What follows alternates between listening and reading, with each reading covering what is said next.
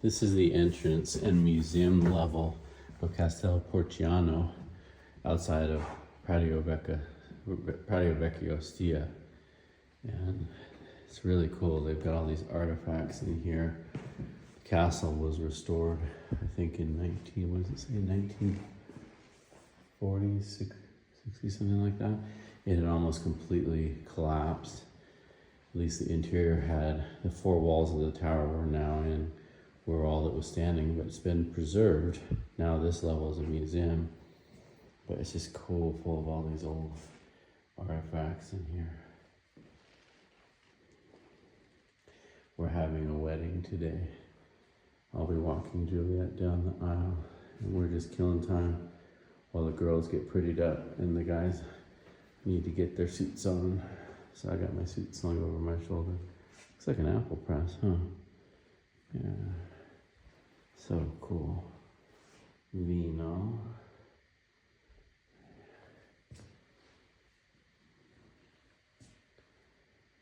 I've walked up to the top of Castello di Porciano, and these are the battlements up here. The first two levels are a museum, and then the top couple levels are a residence that they rent out for weddings. That down there is Stia and its sister city, Prato Vecchio. That is beautiful.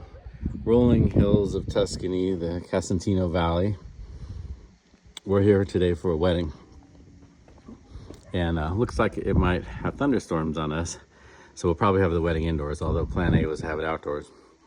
Speaking of thunderstorms, look at these. I don't know if you can see them on the camera, but heavy duty cables.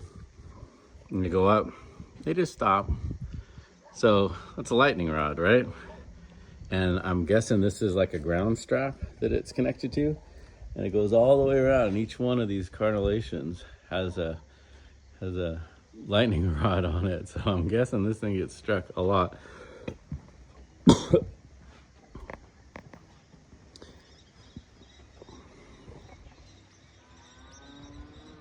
That's the little hamlet clustered below the keep, which is what remains of the castle.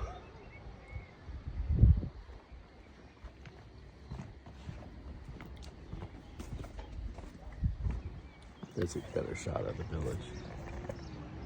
And down there is where the wedding should take place, weather permitting. You can see they were running for the carpet. Beautiful, just beautiful. And the plate where I took my lunch on the way. I found a cool thing looking over the carnellations. That's the graveyard. And George, I forget his last name, and his wife, who restored the castle in 1960 something, is laid to rest there. I read on one of the placards in the museum. They spent their fortune and sold her home in Florence to fund the rebuilding of the castle, which had collapsed except for the exterior walls when they acquired it. So this is just one level down from the roof, and you can see these murder holes here. I suppose is where you'd be throwing your boiling oil at the invaders, or perhaps, oh hey, how would you see them though? I mean, you could hear them down there, but I don't know, I guess you just have to know that that's where it's gonna land when you throw it. It's a nice little seating area out here now. So that's the stairs coming up to the study and loft. There's a writing desk and a little bed. And the living room down here. Beautiful. It's full of these old books. So cool. I got this view. This one's remains of the old guard tower. That's the start of the little village down there. See the well in the courtyard. That was the belfry at one time. And then there's Prato Vecchio Stia in the valley. Beautiful. We decided not to have the wedding outside.